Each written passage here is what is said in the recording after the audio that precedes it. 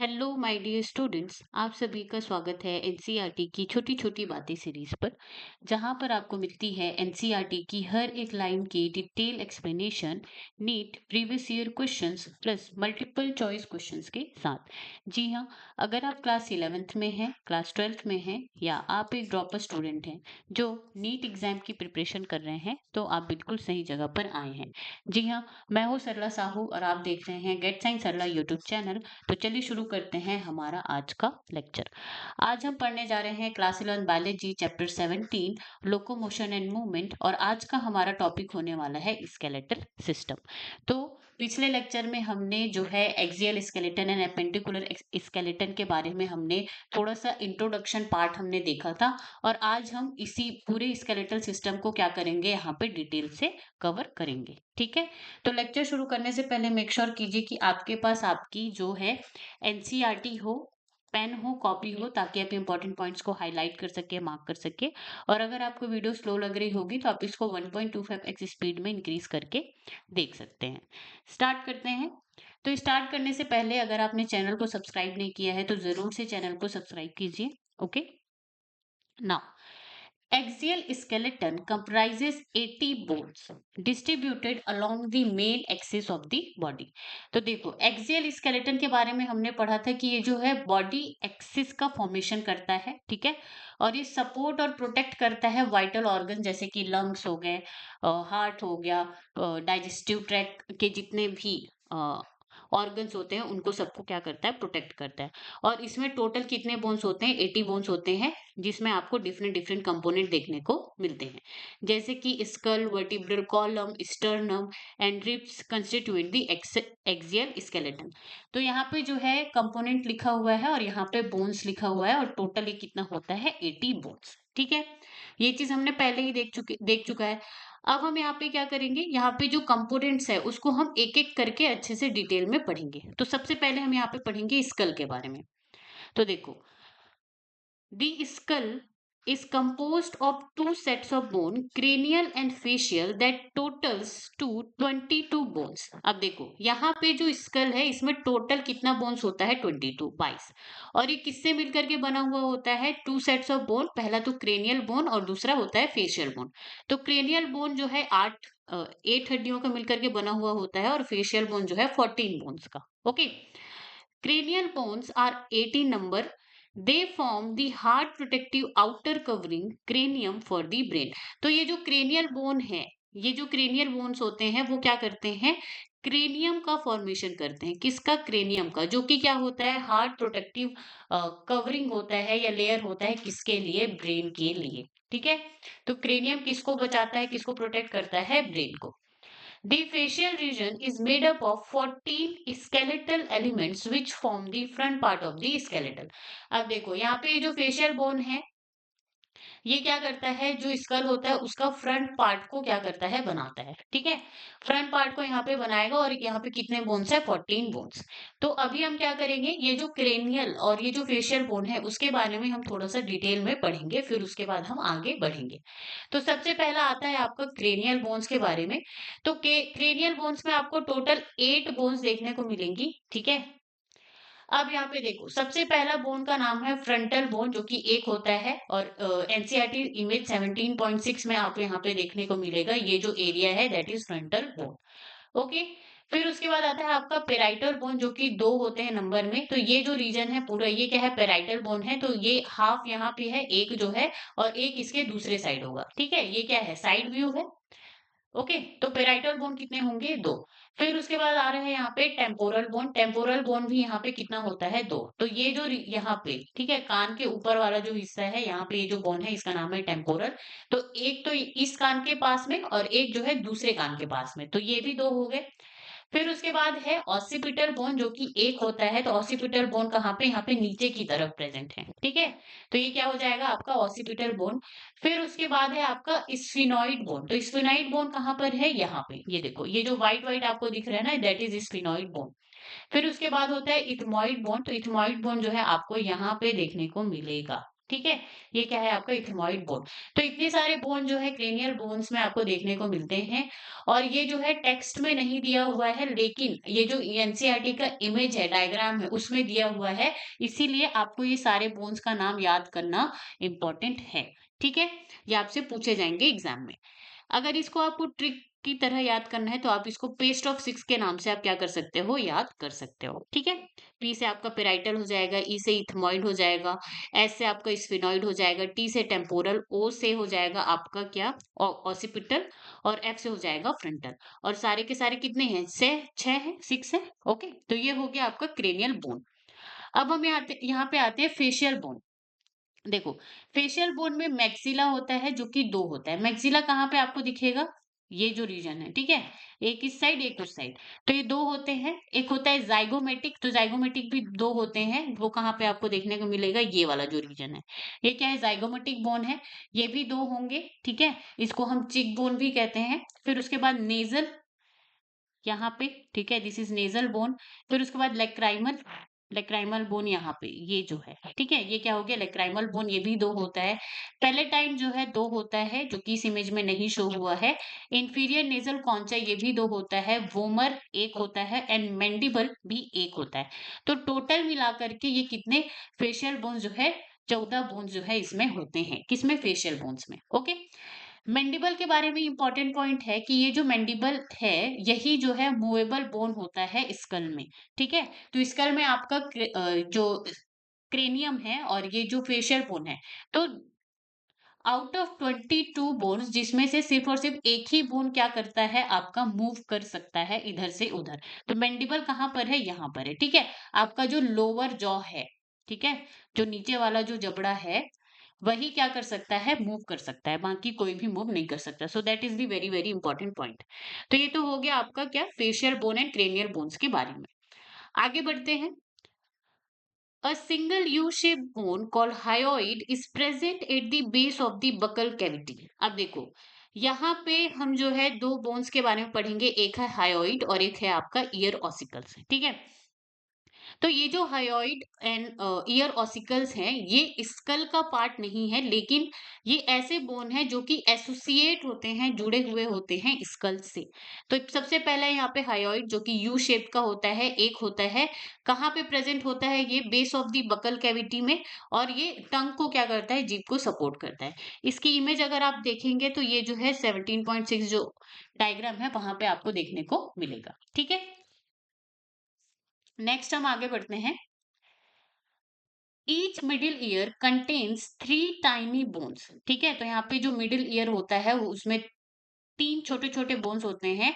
Méliès incus stapes collectively called ear ossicles. ठीक है, तो यहाँ पे ये जो ईयर ऑसिकल्स होते हैं वो टोटल कितने होते हैं, 6। कितने होते हैं, 6। 3 इन ईच ईयर। क्या काम आता है, सुनने में, हियरिंग में। ठीक है, तो ear ossicles in each year कौन कौन होते हैं, मेलियस इनकस स्टेपिस, ये तीनों को मिला करके ईयर ऑसिकल बोला जाता है। और ये जो स्टेपिस है, ये क्या होता है, smallest bone of the body. ठीक है, सबसे छोटा बोन होता है बॉडी का, तो that is very very important, ये आपको याद होना चाहिए। Okay, now the skull region articulates with the superior region of the vertebral column with the help of two occipital condyles, that is dicondylic skull। तो अब देखो, यहाँ पे ये जो स्कल होता है, ठीक है, ये जो आपका पूरा स्कल है वो किससे जुड़ा हुआ होता है, वर्टिब्रल कॉलम से जुड़ा हुआ होता है। वर्टिब्रल कॉलम मतलब जो बैकबोन ऑफ द बॉडी है या रीढ़ की हड्डी है, उससे क्या होता है, यहाँ पे जुड़ा हुआ होता है। तो वो कैसे जुड़ा हुआ होता है, ठीक है, तो यहाँ पे स्कल आर्टिकुलेशन हम वही पढ़ते हैं, स्कल का जुड़ना। स्कल जॉइंट्स वर्टिब्रल कॉलम, मतलब स्कल जो है वर्टिब्रल कॉलम से जुड़ा हुआ होता है बाय 2 ऑसिपिटल कॉन्डाइल्स। अब देखो, ये जो ऑसिपिटल कॉन्डाइल्स है वो आपको कहाँ पे देखने को मिलेगा, स्कल में ही देखने को मिलेगा, ये जो रीजन है। ठीक है, ये क्या है, ऑसिपिटल कॉन्डाइल्स। कितने होते हैं, 2 होते हैं। इसी वजह से स्कल को क्या बोला जाता है, डाइकोंडाइलिक बोला जाता है। क्या बोला जाता है, डाइकोंडाइलिक स्कल। आप यहाँ पे इमेज में लिख लो डाइकोंडाइलिक स्कल। ठीक है, इस तरह से आप लिख लो, आपको याद रहेगा। यहाँ तक बात समझ में आई। ओके, तो ये जुड़ता कैसे है, आपका ये जो बैकबोन जो होता है वो किससे मिलकर के बना हुआ होता है, वर्टिब्री से मिलकर के बना हुआ होता है। ठीक है, तो यहाँ पे ये जो फर्स्ट वर्टिब्री होता है, ये जो आपका वर्टिब्रल कॉलम है, बैकबोन है, इसका जो फर्स्ट वर्टिब्री होता है उसका नाम होता है क्या? एटलस। क्या नाम होता है? एटलस। तो इसी एटलस के साथ ये एटलस जो है, ये जो ऑसिपिटल कॉन्डाइल है उसके साथ वो फिट होकर के क्या करता है? जुड़ता है, जिसको बोला जाता है आर्टिकुलेशन ऑफ स्कल। ठीक है, आर्टिकुलेशन का मतलब होता है जुड़ना। यहाँ तक बात समझ में आई? ओके, आगे बढ़ते हैं। अब हम यहाँ पे पढ़ेंगे वर्टिब्रल कॉलम के बारे में। Our vertebral column is formed by 26 serially arranged units called vertebrae and is dorsally placed। तो देखो, ये जो वर्टिब्रल कॉलम है, बैकबोन है, वो किससे मिलकर के बना हुआ होता है? छोटे छोटे यूनिट से मिलकर के बना हुआ होता है, जिसको हम वर्टिब्री कहते हैं। और टोटल कितने होते हैं? 26 vertebrae in adult. Okay, dorsally ये क्या होते हैं? प्लेस्ड होते हैं। तो मैंने आपको डॉर्सल एंड वेंट्रल साइड के बारे में बताया है। आप लिख लो कि जैसे ह्यूमन का फेस वाला जो साइड है, ठीक है, उसको क्या बोला जाता है? वेंट्रल बोला जाता है। और उसका जो बैक वाला जो साइड है, ठीक है, जो बैक साइड है, उसको क्या बोला जाता है? डॉर्सल साइड बोला जाता है। ठीक है, ये आप लिख लेंगे। तो ये जो वर्टिब्रल कॉलम है वो डॉर्सली यानी कि पीछे की तरफ जो है प्रेजेंट होता है। It extends from the base of the skull and constitute the main framework of the trunk. तो ये जो वर्टिब्रल कॉलम होता है, ये कहाँ से कहाँ तक एक्सटेंड होता है? बेस ऑफ स्कल से पेल्विस तक। ठीक है, जैसे कि आप इस इमेज में देख सकते हो। Let me just erase this. Okay, तो यहाँ पे ये कैसे होता है? अब ये आपका क्या हो गया? ये स्कल हो गया, तो ये बेस ऑफ स्कल से पेल्विस तक पूरा क्या होता है? फैला हुआ होता है। और यही क्या करता है आपका? It forms the main framework of the trunk. तो ट्रंक क्या होता है? ट्रंक होता है central part of the body. ठीक है, to which the head and limbs are attach. तो central part of the body, जिससे आपका हेड और लिम्स, ठीक है, ऊपर वाले लिम्स मतलब कि हैंड्स और लेग्स जो है अटैच होते हैं, उसको हम क्या कहते हैं? ट्रंक कहते हैं। Okay, now each vertebra has a central hollow portion, neural canal, through which the spinal cord passes। Now that is the very very important point। अब हमें यहाँ पे पता है कि ये जो वर्टिब्रल कॉलम है वो किससे मिलकर के बना हुआ है? वर्टिब्री से मिलकर के बना हुआ है। तो जब आप स्ट्रक्चर ऑफ वर्टिब्री को देखोगे, तो वहां पे हर वर्टिब्रा में, ठीक है, जितने भी वर्टिब्रा हैं सब में आपको एक सेंट्रल हॉलो स्पेस, एक खाली जगह देखने को मिलेगा इस तरह से। ठीक है, इस तरह से खाली जगह देखने को मिलेगा, जिसको कहा जाता है न्यूरल कैनाल। ठीक है, और इसी न्यूरल कैनाल के थ्रू आपका जो स्पाइनल कॉर्ड होता है वो जो है पास होता है इस कैनाल में। ठीक है, तो यहाँ पे जो जितने भी 26 वर्टिब्रा हैं, क्या है यहाँ पे आपके वर्टिब्रल कॉलम में? आपके वर्टिब्रल कॉलम में 26 वर्टिब्रा हैं, जो एक दूसरे से क्या हुए हैं? इस तरह से जुड़े हुए हैं। ठीक है, और इस तरह से जुड़े हुए हैं तो सब में जो है एक खाली जगह आपको देखने को मिलता है, और इस यही खाली जगह एक यहाँ पे स्पेस बनाता है इस तरह से। ठीक है, सीधा। और इसी खाली जगह में आपका ये जो स्पाइनल कॉर्ड है वो यहाँ पे प्रेजेंट होता है, ऐसे ट्यूब लाइक स्ट्रक्चर की तरह। और यही जो स्पाइनल कॉर्ड है, इससे जो है आपके जितने भी नर्व्स है, सर्वाइकल नर्व हो गए, थोरैकिक नर्व हो गए, ठीक है, ये सारे नर्व्स जो है यहाँ से लेकर के पूरे बॉडी में क्या होते हैं? फैलते हैं। इसके बारे में हम जो है central nervous system, peripheral nervous system में एक बार हम और पढ़ेंगे स्पाइनल कॉर्ड के बारे में। अभी आप इतना समझिए कि ये जो स्पाइनल कॉर्ड है, ये जो ट्यूब लाइक स्ट्रक्चर है, वो इस वर्टिब्रल कॉलम में क्या होता है? प्रेजेंट होता है। ठीक है, यहाँ तक बात समझ में आई? Now first vertebra is the atlas and it articulates with the occipital condyles। तो मैंने आपको जो है पहले ही अभी थोड़ी देर पहले एक्सप्लेन किया कि यहाँ पे जो फर्स्ट वर्टिब्रा का नाम है उसका नाम क्या है? एटलस। ठीक है, जो सबसे पहले यहाँ पे आपको वर्टिब्री देखने को मिलती है, कहाँ पे? यहाँ पे, ये जो है, ठीक है, ये जो फर्स्ट वर्टिब्रा है ये किसके साथ जो है जुड़ता है? यहाँ पे स्कल के साथ जुड़ता है। ठीक है, उसका नाम क्या है? उसका नाम है एटलस। और ये जो है articulates with the occipital condyle. ठीक है, तो ये जुड़ता है ऑसिपिटल कॉन्डाइल ऑफ स्कल के साथ। और यही क्या करता है? Allow us nodding movement of head. तो जो आप नोट करते हो यस एंड नो में, ठीक है, अपने हेड को, तो ये जो नोडिंग मूवमेंट है वो इसी इसी जॉइंट की वजह से पॉसिबल होता है। Now, the vertebral column is differentiated into cervical 7, thoracic 12, lumbar 5, sacral 1, ठीक है, जो कि फ्यूज होता है, एंड कॉक्सियल 1, वो भी क्या होता है? फ्यूज होता है। Reasons starting from the skull. तो देखो, अब यहाँ पे जो वर्टिब्रल कॉलम है, ठीक है, हमने यहाँ पे देखा कि ये जो वर्टिब्रल कॉलम है वो कितने वर्टिब्रल कॉलम में कितने 26 वर्टिब्री हैं टोटल।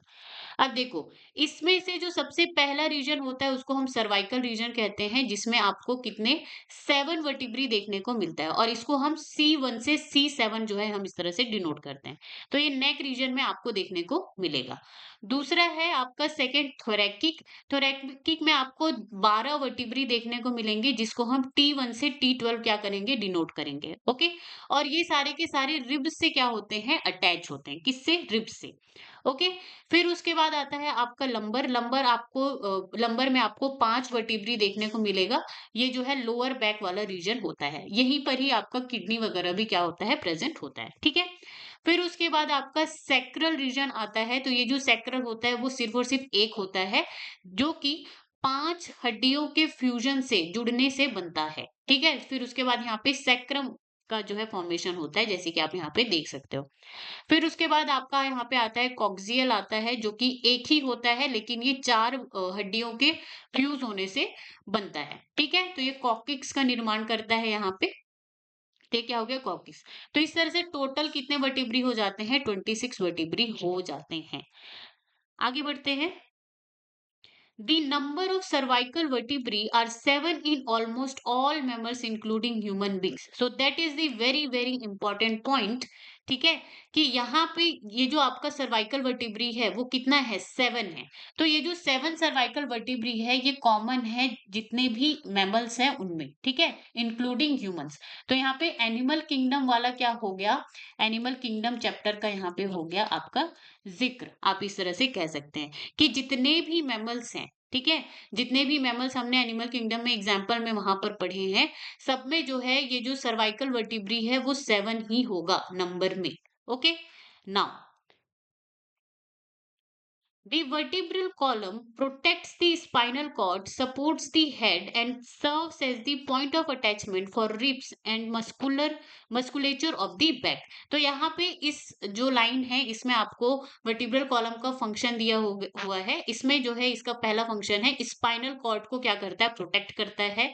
हेड को क्या करता है, आपके सिर को क्या करता है, सपोर्ट प्रोवाइड करता है। और अटैचमेंट जो है यहाँ पे प्रोवाइड करता है रिब्स के लिए और बैक मसल्स के लिए। तो पीछे की जो भी मसल्स हैं और रिब्स हैं उसके लिए अटैचमेंट जो है ये प्रोवाइड करता है। ओके, अब नेक्स्ट आपका यहाँ पे आता है स्टर्नम के बारे में, जिसको हम अभी यहाँ पे पढ़ेंगे।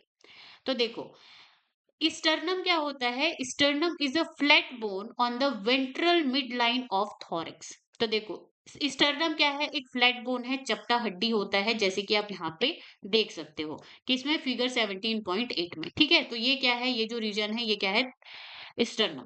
कहाँ पे प्रेजेंट होता है, वेंट्रल साइड पे, मतलब जो हमारा फेस साइड है वहां पे, मिड लाइन ऑफ थोरैक्स। तो देखो यहाँ पे अगर आप देखोगे वर्टिब्रल कॉलम को, तो ये जो है थोरैक्स रीजन में क्या होता है, प्रेजेंट होता है। ठीक है, कनेक्ट्स विद द रिब्स। तो ये जो 1 2 3 4 5 6 7 ये जो हड्डियां आपको दिख रही हैं ये क्या होती हैं, रिब्स कहलाती हैं। ठीक है, तो ये रिब्स से क्या होती हैं, जुड़े हुए होती हैं, कनेक्टेड होती हैं, और ये रिब केज का फॉर्मेशन करती है। आगे बढ़ते हैं। ओके, अब हम यहाँ पे जो है रिब्स के बारे में पढ़ेंगे। तो जो रिब्स होते हैं वो 12 पेयर्स, यानी कि इन नंबर कितने हो जाएंगे, 24 रिब्स। ठीक है, there are 12 pairs of ribs. ठीक है, तो 12 जोड़ा यहाँ पे रिब्स प्रेजेंट होता है। तो टोटल कितना हो जाएगा, 24।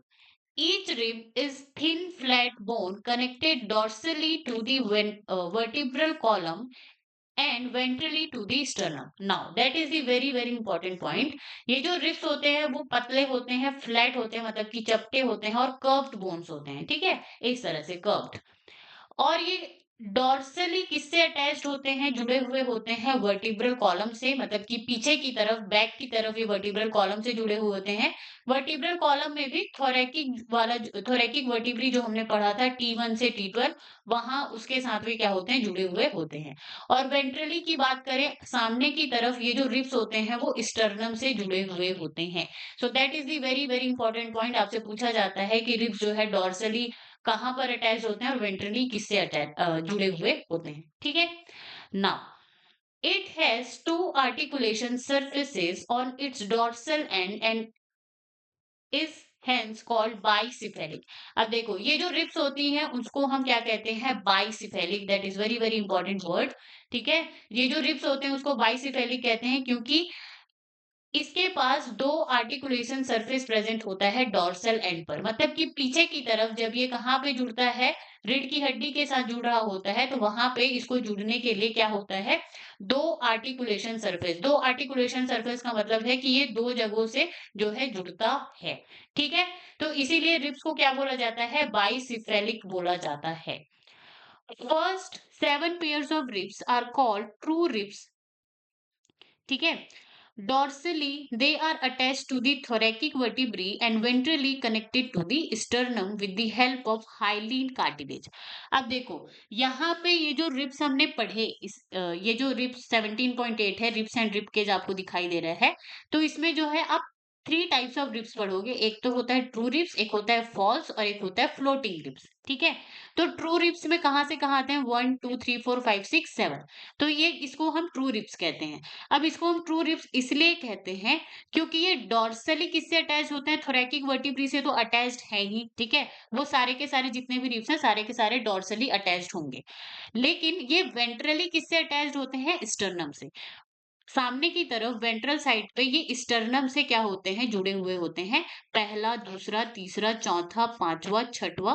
ठीक है, ये 5 6 और 7।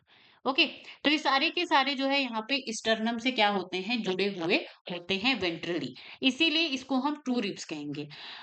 और ये जो है जब स्टर्नम से जुड़े हुए होंगे तो किसकी वजह से जुड़े हुए हुए होंगे, वाया हाइलिन कार्टिलेज। ठीक है, तो यहाँ पे ये जो आपको सिल्वर कलर में ये जो आपको दिख रहा है ये क्या है, आपका हाइलिन कार्टिलेज होता है। क्या होता है, hyaline cartilage. Okay, now the 8th, 9th and 10th pairs of the ribs do not articulate directly with the sternum but join the 7th rib with the help of hyaline cartilage। अब देखो 1 to 7 तो true ribs है, फिर उसके बाद 8 9 and 10th pair of जो rib है वो क्या कहलाते हैं, फॉल्स रिब्स कहलाते हैं। क्या कहलाते हैं, फॉल्स रिब्स। क्यों फॉल्स रिब्स कहलाते हैं, देखो डॉर्सली तो ये थोरैकिक वर्टिब्री से अटैच्ड हैं, ओके दैट इज क्लियर, लेकिन वेंट्रली ये क्या करते हैं, ये 7th रिब से अटैच्ड होते हैं, जुड़े हुए होते हैं हाइलिन कार्टिलेज के थ्रू। ठीक है, और और ये जो है अटैच्ड होते हैं स्टर्नम से इनडायरेक्टली। ठीक है, यहाँ पे लिखा है इनडायरेक्टली कनेक्टेड टू स्टर्नम। इसको आप इस तरह से लिख सकते हो कि ये जो 8 9 10th जो पेयर ऑफ रिब्स हैं या फिर फॉल्स रिब्स हैं वो स्टर्नम से डायरेक्टली अटैच्ड नहीं होते हैं। ठीक है, डायरेक्टली वो जो है अटैच नहीं होते हैं, आप इस तरह से भी लिख सकते हो। इसीलिए ही इसको जो है फॉल्स रिब्स कहा जाता है। इसका दूसरा नाम होता है आपका वर्टिब्रोकॉन्ड्रल रिब्स। ठीक है, यहाँ तक बात समझ में आई। तो देखो ध्यान से देखो यहाँ पे ये जो आपका 8 9 और 10, ठीक है, यहाँ पे आपका जो 8 9 10 है वो आपका जो है 7th रिब से ही क्या होता है, अटैच्ड होता है, और फिर 7th रिब आपका कहाँ पे अटैच्ड है, यहाँ पे। ओके, स्टर्नम से अटैच्ड है, तो इसीलिए इसको जो है फॉल्स रिब बोला जाता है क्योंकि ये इनडायरेक्टली स्टर्नम से जुड़ा हुआ होता है, डायरेक्टली नहीं जुड़ा हुआ होता है। आगे बढ़ते हैं। These are called bronchial vertebrochondral या फिर false ribs. Okay, now last two pairs 11th and 12th of ribs are not connected ventrally and are therefore called floating ribs.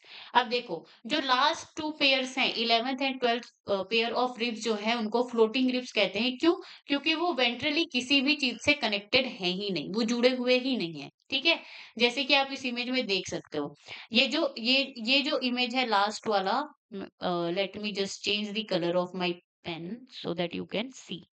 Okay, तो यहाँ पे ये वाला जो रिब है और ये जो रिब है 11th एंड 12th, तो ये आप देख सकते हो ये इसी ऐसे ही फ्लोट कर रहा है। ठीक है, वेंट्रली सामने साइड ये जुड़ा ही नहीं हुआ है, पीछे से वो थोरैकिक वर्टिब्री में जुड़ा हुआ है। ओके, तो इसीलिए जो है इसको क्या बोला जाता है, फ्लोटिंग रिब बोला जाता है। आगे बढ़ते हैं यहाँ पे। तो देखो यहाँ पे एक टेबल मैंने बना दिया है, आप जो है सिंपल से ये टेबल बना सकते हो, true ribs, false ribs, floating ribs. True ribs का और क्या नाम है, वर्टिब्रोस्टर्नल ठीक है, ट्रू रिब्स का नाम आप लिख लेंगे यहाँ पे वर्टिब्रो स्टर्नल, फॉल्स रिब का नाम है vertebro chondral and floating ribs का नाम है ओके, तो यहाँ पे और कोई दूसरा नाम नहीं है। ओके, नाउ तो ट्रू रिब्स में 1 to 7 जो कि स्टर्नम से डायरेक्टली अटैच होता है हाइलिन कार्टिलेज से, 8 9 10 फॉल्स रिब्स क्योंकि ये जो है इनडायरेक्टली अटैच होता है स्टर्नम से किसके थ्रू, सेवेंथ रिब के थ्रू, ठीक है। और 11th एंड 12th जो है फ्लोटिंग रिब्स, तो यहाँ पे वेंट्रल साइड पे, सामने साइड पे कोई भी अटैचमेंट इनको देखने को नहीं मिलती, ठीक है। नेक्स्ट है फिर यहाँ पे रिब केज के बारे में, क्या, रिब केज। अब देखो यहाँ पे आप पढ़ेंगे thoracic vertebrae, ribs and sternum together form the rib cage। कौन कौन, thoracic vertebrae मतलब कि ये वर्टिब्रल कॉलम, ये पीछे का आ गया, ठीक है। रिब्स हो गए, तो ये जो हमने यहाँ पे पढ़ा वो रिब्स हो गया, एंड स्टर्नम, तो ये तीनों मिल करके साथ में क्या बनाते हैं, रिब केज बनाते हैं, क्या बनाते हैं, रिब केज। और यहीं पर ही जब एब्डोमेन यहाँ पे आ जाता है, ठीक है, तो ये जो है मिल करके थोरैकिक कैविटी का निर्माण करते हैं, और इसी थोरैकिक कैविटी की वजह से ही आपका जो एक्सचेंज ऑफ गैसेस है, ब्रीदिंग, ठीक है, इनहेलेशन एंड एक्सहेलेशन, वो जो है जो प्रोसेस है वो पॉसिबल हो पाती है। तो ये चीज हमने ऑलरेडी पढ़ रखा है, ठीक है, तो ये आपको याद रखना है कि रिब केज कौन कौन बना रहा है। आगे बढ़ते हैं। ओके, तो यहाँ पर हमने जितनी भी चीजें पढ़ी, ठीक है, तो वो हमने यहाँ पे किसके बारे में पढ़ी हुई, हमने यहाँ पे पढ़ा है ये स्कल हमने पढ़ लिया, ईयर ऑसिकल पढ़ लिया, hyoid, vertebral column, ribs and sternum, तो ये जो है हमने टोटल 80 बोन्स के बारे में पढ़ लिया, ठीक है, एक्सियल स्केलेटन के बारे में। अब हम यहाँ पे पढ़ेंगे सेकेंड टाइप जो कि है आपका क्या, एपेंडिकुलर स्केलेटन, ठीक है। ये जो एपेंडिकुलर स्केलेटन है ये लिम्स एंड गर्डल का क्या करता है, फॉर्मेशन करता है। Okay, now the bones of the limbs along with their girdles constitute the appendicular skeleton, ठीक है, तो limbs and girdle दोनों मिलकर के क्या बनाते हैं, appendicular skeleton। each limb is made up of 30 bones, ठीक है। तो हमारे पास कितने लिम्स हैं, 4 लिम्स हैं। 4 लिम्स कैसे हो गए, देखो, एक तो हो गया आपका अपर लिम जिसमें आपका हैंड आता है दोनों, ठीक है, जिसको हम 4 लिम कहते हैं। और एक होता है आपका लोअर लिम जिसको हम हिंड लिम कहते हैं, जिसमें आपका दोनों लेग आता है। तो टोटल हमारे पास कितने लिम्स हो गए, 4 लिम्स हो गए। अब देखो यहाँ पे लिखा है each limb is made up of 30 bones, तो ईच लिम मतलब एक लिम जो है 30 बोन का बना हुआ है, और हमारे पास कितने बोन है, 4 लिम्स है। तो 4 लिम्स इंटू 30 बोन्स, तो टोटल कितने हो गए, 120 बोन्स। कितने बोन्स हो गए, 120 बोन्स। तो सिर्फ और सिर्फ जो हमारे लिम्स हैं वो कितने बनाते हैं, 120 बोन्स। फिर उसके बाद बाकी जो 6 बोन्स हैं वो आपको कहाँ पे देखने को मिलेगा, जो है गर्डल्स में, ठीक है, उसको हम अभी पढ़ेंगे। तो चलो देखते हैं एक एक करके। सबसे पहले 4 लिम्ब के बारे में यहाँ पे दिया हुआ है।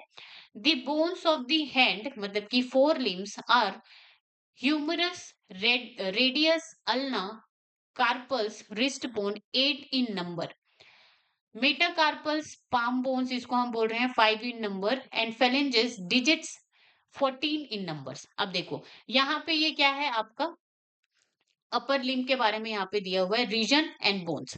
तो आर्म में आपका जो है ह्यूमरस होता है जो कि 1 होता है, 1 इन नंबर। फोर आर्म में आपका रेडियस एंड अल्ना होता है, तो दोनों मिलाकर के 2। जैसे कि आप यहाँ पे इमेज में देख सकते हो, ये क्या है आपका ह्यूमरस है, ठीक है, जो कि एक ही प्रेजेंट है। फिर उसके बाद ये आपका आर्म हो गया, फिर ये आपका क्या हो गया, फोर आर्म, ठीक है। ये आपका क्या हो गया, फोर आर्म, जिसमें आपको रेडियस एंड अल्ना, तो रेडियस यहाँ पे ये सीधा हुआ है और साइड में जो है आपका अल्ना प्रेजेंट है। तो ये दोनों मिलाकर के कितने हो गए, 2 बोन्स हो गए।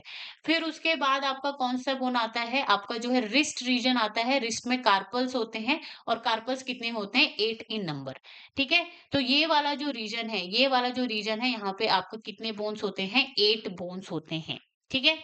फिर उसके बाद आपका पाम वाला जो है रीजन आता है, और इस पाम में होते हैं क्या, मेटाकार्पस, जो कि 5 होते हैं, कितने होते हैं, 5 इन नंबर, ठीक है। तो ये कहाँ से कहाँ हो जाएंगे, यहाँ से यहाँ, तो 1 2 3 4 5, ठीक है। तो 5 मेटाकार्पल्स हो गए। फिर उसके बाद आते हैं डिजिट्स, क्या, डिजिट्स, फेलेंजेस, ये कितने होते हैं, 14 होते हैं, कितने होते हैं, 14। तो यहाँ पे ये जो फेलेंजेस है, यहाँ से यहाँ तक आपकी जो उंगलियां हैं, ठीक है, तो इसमें जो है टोटल 14 बोन्स प्रेजेंट होते हैं। तो टोटल आप इसको काउंट करोगे तो ये आपका कितना हो जाएगा, 30 बोन्स हो जाएगा। ओके, तो ये हो गया अपर लिम्ब। अब हम यहाँ पे बात करते हैं किसकी, लोअर लिम्ब की, मतलब कि हिंड लिम्ब की। तो यहाँ पे रीजन दिया हुआ है, बोन्स दिया हुआ है और नंबर दिया हुआ है। तो पहले हम यहाँ पे पढ़ लेते हैं। फीमर यानी कि थाई बोन, दी लॉन्गेस्ट बोन। तो फीमर जो है, जो थाई बोन है, वो क्या होता है, लॉन्गेस्ट बोन होता है। फिर उसके बाद आपका टिबिया एंड फिब्यूला होता है, ठीक है। फिर उसके बाद टार्सल्स यानी कि ankle bone 7 in number, metatarsals 5 in number and phalanges यानी कि digits 14 in number are the bones of the legs which is hind limb. तो देखो, यहाँ पे आपका रीजन क्या है, थाई। यहाँ पे फीमर है, लॉन्गेस्ट बोन है, एक ही प्रेजेंट होता है। कहाँ पे आप देखोगे, यहाँ पे फिगर 17.10 है, यहाँ पे आप देखो ये क्या है, फीमर एक ही होता है, लॉन्गेस्ट बोन होता है, आप साइड में लिख लो, ठीक है। क्या होता है, ये लॉन्गेस्ट बोन होता है। फिर उसके बाद आता है आपका लेग रीजन, उसमें जो है टिबिया एंड फिब्यूला, दो जो है बोन प्रेजेंट होती हैं। जैसे कि आप यहाँ पे देख सकते हो, ये जो रीजन है इसमें ये क्या है आपका, ये वाला जो थोड़ा मोटा है टिबियोला, और यहाँ पे थोड़ा सा जो पतला जैसा बोन है वो क्या है, फिब्यूला। ओके। नेक्स्ट है आपका एंकल। तो एंकल वाले जो रीजन में जो बोन्स होते हैं उसको हम टार्सल्स कहते हैं, और ये कितने प्रेजेंट होते हैं, 7 इन नंबर। तो टार्सल्स यहाँ पे आपका जो ये जो एंकल है ये कितने नंबर में प्रेजेंट है, 7, ठीक है। लेकिन यहीं पे अगर आप हैंड में देखेंगे कार्पल्स को, सेम काइंड ऑफ रीजन में, तो वहां पे 8 होते हैं, लेकिन यहाँ पे टार्सल्स में कितने होते हैं, 7 होते हैं, ठीक है। तो ये जो है अक्सर पूछा जाता है कार्पल्स एंड टार्सल्स के बारे में ना। फिर उसके बाद जो फूट होता है उसमें जो है आपका मेटाटार्सल होता है, जो कि 5 ही नंबर होता है, ठीक है। तो ये जो रीजन है वो क्या है, मेटाटार्सस होते हैं, जो कि 5 इन नंबर होते हैं। फिर उसके बाद आपका डिजिट्स या फिर फेलेंजेस आ जाते हैं 14। तो जो चाहे वो हैंड के फेलेंजेस हो या फिर पैर के फेलेंजेस हो, आपका जो फेलेंजेस में जो हड्डियां हैं वो कितनी होती हैं, 14 होती हैं। ओके। नाउ, तो ये हो गया आपका अपर लिम्ब और लोअर लिम्ब। तो आपका जो है ये जो कैलकुलेशन, आई होप कि आपको समझ में आया कि ईच लिम्ब जो है 30 बोन से मिलकर के बना हुआ होता है, ठीक है। और 4 लिंब मिलाकर के 120 बोन टोटल होते हैं। अब यहाँ पे एक लाइन और बचा है। A cup shaped bone called patella cover the knee ventrally, knee cap. तो यहाँ पे एक बोन जो है और आता है, तभी यहाँ पे 30 होगा लोअर लिम्ब में, नी, ठीक है। तो रीजन नी में होता है, कि क्या बोलते हैं उसको, पटेला कहते हैं, नी कैप कहते हैं, जो कि एक ही प्रेजेंट होता है। तो यहाँ पे ये देखो, ये क्या है, नी कैप है, ठीक है, पटेला। तो ये क्या होता है, एक। तो अब जब आप इसको टोटल काउंट करोगे तो आपका ये कितना होगा, 30 बोन्स होगा। ओके। तो ये हो गया आपका lower limb and upper limb. अब हम यहाँ पे आगे पढ़ेंगे किसके बारे में, गर्डल के बारे में। किसके बारे में, गर्डल। तो जैसे आप ये जो फिगर 17.9 एंड फिगर 17.10 देख रहे हैं ना, तो ये जो रीजन है, ठीक है, अपर लिम्ब में ये जो रीजन है इसको गर्डल बोला जाता है, शोल्डर। और यहाँ पे ये जो रीजन है इसको क्या बोला जाता है, गर्डल बोला जाता है। ये हो जाएगा आपका पेल्विक गर्डल और ये हो जाएगा आपका पेक्टोरल गर्डल, ठीक है। चलो, इसी को हम यहाँ पे देखेंगे। Pectoral and pelvic girdle bones help in the articulation of the upper and the lower limbs respectively with the axial skeleton. अब देखो, ये जो अपेंडिकुलर स्केलेटन है 126 बोन्स, इसमें लिम्स है 4 लिम्स, हिंड लिम्स हमने देखा, यहाँ पे टोटल कितना हुआ 120। फिर उसके बाद यहाँ पे गर्डल्स है, ठीक है। तो इसमें गर्डल्स में कितने, टोटल 6 बोन्स यहाँ पे आएंगे। तो एक है आपका पेक्टोरल गर्डल, ठीक है। और ये जो पेक्टोरल गर्डल है वो कनेक्ट करता है अपर लिम्ब को एक्सियल स्केलेटन से। अगर ये क्या है आपका, ये हैंड हो गया, ठीक है। तो यहाँ पे ये वाला जो पोर्शन होता है, सेंट्रल पोर्शन, ये जो रीजन होता है, यही क्या होता है, एक्सियल स्केलेटन कहलाता है, जिसमें स्कल से लेकर के ये जो बॉडी आती है। फिर उसके बाद यहाँ पे ये जो लिम्स होते हैं, ठीक है। तो यहाँ पे ये जो अपर लिम्ब है उसको ये जो एक्सियल स्केलेटन है उससे कौन जोड़ता है, पेक्टोरल गर्डल जोड़ता है, ठीक है। और इसी तरह से जो पेल्विक गर्डल होता है वो लोअर लिम्ब को एक्सियल स्केलेटन से क्या करता है, जोड़ता है, ठीक है। और ये जो पेल्विक गर्डल है वो also bears the body weight, तो बॉडी वेट को भी वो क्या करता है, बियर करता है। Each girdle is formed of two halves, ठीक है। तो जो एक गर्डल जो है दो भागों से मिलकर के बना हुआ होता है, या फिर आधे आधे भाग से मिलकर के बना हुआ होता है, आप कह सकते हो। कैसे, उसको हम देखेंगे। तो देखो, सबसे पहले हम यहाँ पे पेक्टोरल गर्डल के बारे में बोलेंगे, जिसको शोल्डर बोन भी बोला जाता है, और इसमें कितने बोन्स होती हैं? 4 बोन्स, ठीक है। अब यहाँ पे देखो, each half of pectoral girdle consist of a clavicle and a scapula, figure 17.9। तो फिगर 17.9 में जब आप देखोगे तो ये क्या है? हाफ ऑफ बॉडी बॉडी है, ठीक है। तो यहाँ पे क्या होगा? आपको एक यहाँ पे क्लेविकल देखने को मिलेगा और एक स्कैपुला देखने को मिलेगा। कहाँ पे? ईच हाफ, ठीक है। हाफ में की हम बात कर रहे हैं। फिर यहाँ पे जो दूसरा हाफ आएगा वहां पे दूसरा क्लेविकल और दूसरा स्कैपुला यहाँ पे क्या होगा? प्रेजेंट होगा। ओके। तो क्लेविकल को कॉलर बोन भी बोला जाता है और स्कैपुला को शोल्डर ब्लेड बोला जाता है। क्या बोला जाता है? शोल्डर ब्लेड, ठीक है। तो टोटल कितना हो जाएगा आपका? हाफ में कितना? एक एक प्रेजेंट है, ठीक है। तो दोनों साइड को अगर आप देखोगे तो 2 क्लेविकल प्लस 2 स्कैपुलर, टोटल मिलाकर के 4 बोन्स यहाँ पे प्रेजेंट होंगे। Okay. Now scapula is a large triangular flat bone situated in the dorsal part of the thorax between the second and the seventh ribs.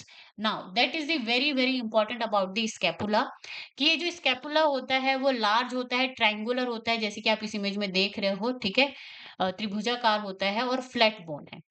कहाँ पे लोकेट होता है? कहाँ पे प्रेजेंट होता है? Dorsal side of the thorax. तो जो थोरिक्स रीजन हमने अभी पढ़ा, ठीक है, तो उसमें जो हमारा बैक साइड है, पीछे की तरफ डॉर्सल साइड में स्कैपुला प्रेजेंट होता है। Lies between second to seventh rib, तो दूसरे से सेवंथ रिब जो ट्रू रिब्स थे वहां पे ये जो है प्रेजेंट होता है। Okay. Now the dorsal flat triangular body of scapula has a slightly elevated ridge called the spine, which projects as a flat expanded process called the acromion. अब देखो, यहाँ पे ये जो स्कैपुला जो होता है, तो हमें पता है कि ये जो स्कैपुला होता है वो डॉर्सल होता है, फ्लैट होता है, ट्रायंगुलर होता है।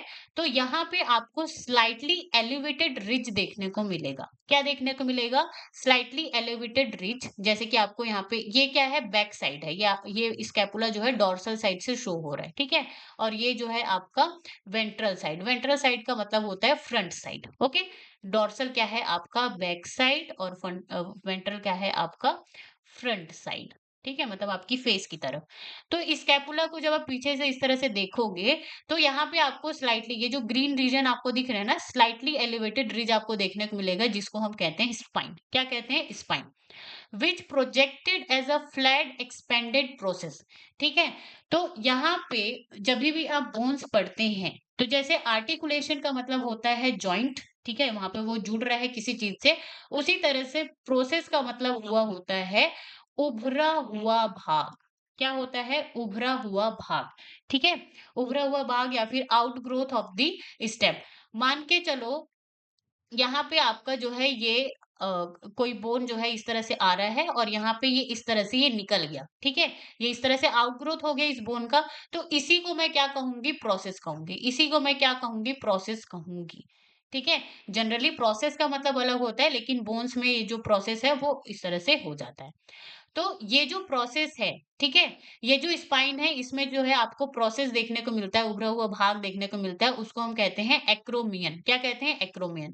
और ये जो एक्रोमियन होता है वो किससे ज्वाइंट होता है? आर्टिकुलेट्स विद द क्लेविकल, ठीक है। तो क्लेविकल आर्टिकुलेट्स यानी कि ज्वाइन विद दिस। तो आप जो है ये जो रीजन है फ्रंट साइड में आप देखेंगे, वेंट्रल वाले साइड में, कि ये जो क्या है? आपका क्लेविकल है यहाँ पे, और ये जो है एक्रोमियन है। तो ये जो एक्रोमियन और ये जो एक्रोमियन का उभरा हुआ भाग है वो क्लेविकल से यहाँ पर जो है जुड़ रहा है, आर्टिकुलेट हो रहा है, ठीक है। इसीलिए यहाँ पे लिखा है क्या, कि यहाँ पे ये जो स्लाइटली एलिवेटेड रिज है इसको स्पाइन बोला जाता है, which projects as a flat expanded process, मतलब कि उभरा हुआ भाग, कॉल्ड द एक्रोमियन, ठीक है। The clavicle articulates with this. तो यहाँ पे जो क्लेविकल है वो एक्रोमियन से आर्टिकुलेट होता है, मतलब कि जुड़ता है। ओके, यहाँ तक बात समझ में आई? Now below the acromion is a depression called a glenoid cavity which articulates with the head of the humerus to form the shoulder joint. Now that is the important point. जैसे ही आप acromion के नीचे में देखेंगे यहाँ पर, ठीक है। एक्रोमियन के नीचे below the acromion depression is present. Depression का मतलब इस तरह से खांच, ठीक है, इस तरह से गड्ढा जिसको आप बोल सकते हो। तो डिप्रेशन प्रेजेंट होता है जिसको हम कहते हैं ग्लेनोइड कैविटी। क्या कहते हैं? Glenoid cavity. That is very very important point. और ये जो ग्लेनोइड कैविटी है, यहाँ पर कौन आकर के जुड़ता है?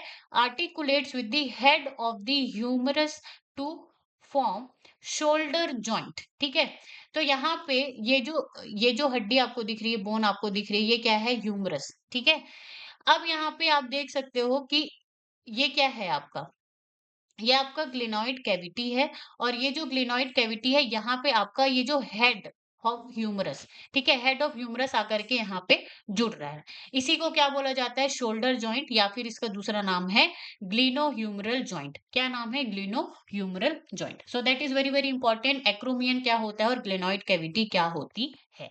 तो यहाँ पे आपका दिया हुआ है टेबल के फॉर्म में, आप इस तरह से भी याद रख सकते हैं। स्पाइन ऑफ स्कैपुला क्या है? Elevated ridge on dorsal surface, मतलब पीछे की तरफ पे जो है एलिवेटेड रिज होता है, ठीक है, स्कैपुला को डिवाइड करता है।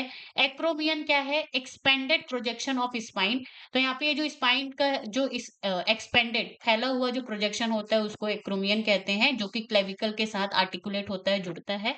फिर उसके बाद आपका ग्लिनोइड कैविटी होता है, जो कि कप लाइक स्ट्रक्चर होता है, जैसे कि आप यहाँ पे देख सकते हो, कप जैसा डिप्रेशन होता है, ठीक है, एक्रोमियन के नीचे, बिलो दी एक्रोमियन, जो कि जुड़ता है किससे? हेड ऑफ द ह्यूमरस से, और शोल्डर जॉइंट यहाँ पे बनता है। यहाँ तक बात समझ में आई? ओके। नाउ अब हम यहाँ पे पढ़ेंगे क्लेविकल के बारे में, या फिर कॉलर बोन के बारे में। तो देखो, each clavicle is a long cylinder bone with to curvatures. तो यहाँ पे ये जो क्लेविकल या कॉलर बोन होता है, वो लंबा होता है, सिलेंडर लाइक होता है, और दो कर्वेचर, डबल कर्वेचर यहाँ पे आपको देखने को मिलेगा। This bone is commonly called the collar bone. इस बोन को हम जो है कॉलर बोन कहते हैं। ये जो है कनेक्ट होता है किससे किससे? देखो, मीडियली ये जो कनेक्ट होता है किससे? स्टर्नम से, ठीक है। और लेटरली ये जो है कनेक्ट होता है, अटैच होता है एक्रोमियन ऑफ स्कैपुला से। तो यहाँ पे ये जो लेटरल साइड, ठीक है, लेटरल साइड पे ये जो एक्रोमियन है, इसी से ही तो ये क्लेविकल क्या हो रहा है? अटैच हो रहा है। और यहाँ पे जब आप देखोगे तो ये क्या होता है? स्टर्नम से जुड़ता है। किससे जुड़ता है? स्टर्नम से। मैं आपको यहाँ पे इस इमेज में दिखाती हूँ, जस्ट 1 सेकेंड, ठीक है। ये देखो, ये क्या है आपका? ये जो रीजन है, ये क्या है आपका? स्टर्नम है, ठीक है, ये क्या है? स्टर्नम। और ये जो आपका, ये जो लाइन आपको दिख रही है, ये क्या है आपका? क्लेविकल या फिर कॉलर बोन है। तो आप देखो यहाँ पे सामने की तरफ वेंट्रल साइड पे ये जो क्लेविकल है, वो किससे जुड़ा हुआ है? स्टर्नम से जुड़ा हुआ है। और पीछे वो किससे जुड़ा है? एक्रोमियन से जुड़ा हुआ है, ठीक है। चलो, आई होप कि क्लियर हुआ। अगर आपको क्लियर नहीं हुआ है तो आप मुझे डाउट में पूछ सकते हैं, मैं जरूर से रिस्पॉन्ड करूंगी। ओके। नाउ, ये जो क्लेविकल होता है उसका फंक्शन क्या होता है? ये शोल्डर को अवे रखते हैं एक दूसरे से, ठीक है, मतलब फ्रॉम दी थॉरिक्स, और अलाउस फ्री आर्म मूवमेंट। और जो फ्री आर्म मूवमेंट हम कर पाते हैं, उसके लिए कौन अलाउ करता है? यही क्लेविकल या कॉलर बोन ही। नाउ आगे बढ़ते हैं पेल्विक गर्डल के बारे में। तो देखो, पेल्विक गर्डल को और क्या बोला जाता है? हिप गर्डल बोला जाता है, ठीक है। Pelvic girdle consist of two coxal bones, figure 17.10। Each coxal bone is formed by the fusion of three bones, ilium, ischium and pubis, ठीक है। तो देखो, ये जो pelvic गर्डल होता है, वो दो कॉक्सल बोन से मिलकर के बना हुआ होता है। देखो, हमने यहाँ पे क्या देखा है कि यहाँ पे गर्डल कितने 6 बोन से मिलकर के बना हुआ होता है। तो पेक्टोरल गर्डल में ही कितने बोन हो गए? 4 बोन्स हो गए। तो पेल्विक गर्डल में अब कितने बोन्स होंगे? सिर्फ और सिर्फ 2 बोन्स, तभी तो हमारे 126 बोन्स होंगे ना, ठीक है। तो यहाँ पे क्या हुआ? हाँ, देखो, तो यहाँ पे ये जो पेल्विक गर्डल है, वो 2 बोन से मिलकर के बना हुआ है, और उसका नाम क्या है? Coxal bone. अब देखो, अब ईच कॉक्सल बोन किससे मिलकर के बना हुआ है? फ्यूजन ऑफ 3 बोन्स, ठीक है, मतलब कि ये जो दो कॉक्सल बोन है, उसमें से दोनों जो है किससे मिलकर के बना हुआ है? 3 बोन्स के फ्यूजन से। जैसे कि पहला बोन है इलियम, जो कि अपर पार्ट है, जैसे कि आप इस इमेज में देख सकते हो, ठीक है। फिर उसके बाद आता है आपका इस्चियम, जो कि लोअर पोस्टीरियर पार्ट है, पीछे की तरफ वाला, पोस्टीरियर मतलब पीछे, ठीक है, नीचे और पीछे की तरफ इस्चियम। और प्यूबिस यानी कि लोअर एंटीरियर, ठीक है, लोअर मतलब नीचे होगा लेकिन एंटीरियर मतलब कि सामने साइड होगा, उसको हम क्या कहेंगे, आपका प्यूबिस कहेंगे। तो इस तरह से तीनों जो बोन है वो फ्यूज होकर के कॉक्सल बोन को बनाते हैं, और ये कॉक्सल बोन कितना होता है, 2 होता है। Okay, now at the point of fusion of the above bones is a cavity called acetabulum of which the thigh bone articulates. Now that is the very very important. तो जहां पे ये सारे के सारे जो है फ्यूज होते हैं, वहां पे कप शेप का कैविटी प्रेजेंट होता है फ्यूजन पॉइंट में, जिसको बोला जाता है एसिटाबुलम। क्या बोला जाता है, एसिटाबुलम बोला जाता है। और ये जो एसिटाबुलम होता है, ये articulates with the head of the femur मतलब कि थाई बोन, और क्या बनाता है, हिप जोन बनाता है। ओके, जैसे कि आप जो है इस इमेज में देख सकते हैं। हाँ, ये देखो, ये जो फिगर 17.10 में जब आप देखेंगे, ठीक है, तो यहाँ पे ये जो रीजन है, यहाँ पे जो है ये जो फीमर है, जो थाई बोन है, वो आकर के यहाँ पे जुड़ा हुआ है, ठीक है।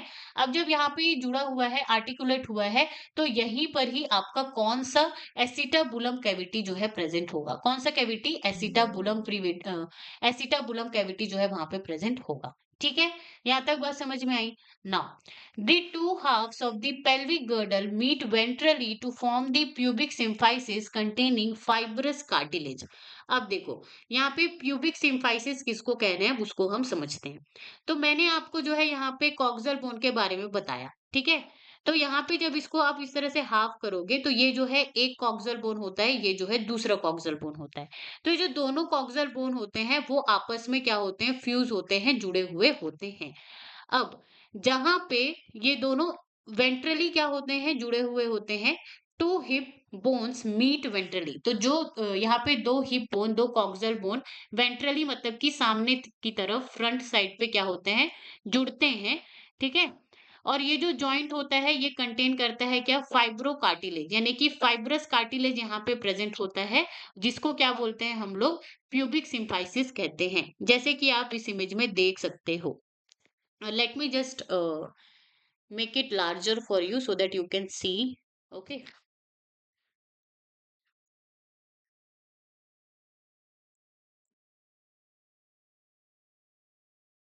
ये देखो, तो यहाँ पे इस साइड, ये इस तरह से अगर आप इसको डिवाइड करोगे, तो ये जो है एक कॉक्सल बोन होगा और ये जो है दूसरा कॉक्सल बोन हो गया। ठीक है, तो ये दोनों कॉक्सल बोन वेंट्रल की तरफ, वेंट्रल साइड पे क्या करते हैं, फ्यूज होते हैं। क्या होते हैं, फ्यूज होते हैं यहाँ पे, ठीक है। यहाँ पे ये क्या होते हैं, फ्यूज होते हैं, और यही इसी फ्यूजन वाली जगह को हम क्या कहते हैं, प्यूबिक सिम्फाइसिस कहते हैं। और यहाँ पे कौन सा कार्टिलेज होता है, फाइब्रस कार्टिलेज होता है। कौन सा, fibrous cartilage, that is the very very important point, ये पूछा जाता है, ठीक है। तो फाइब्रस कार्टिलेज यहाँ पे क्या होता है, प्रेजेंट होता है। सो that is all about the skeletal system. Okay, अगर आपको इसमें से कुछ भी डाउट हो तो आप मुझे कमेंट सेक्शन में पूछ सकते हैं, मैं जरूर से रिस्पॉन्ड करूंगी। And thank you so much guys for the watching. अगर आपको वीडियो अच्छी लगी हो तो like, comment, share and subscribe the channel. Stay tune on get science Sarla YouTube channel.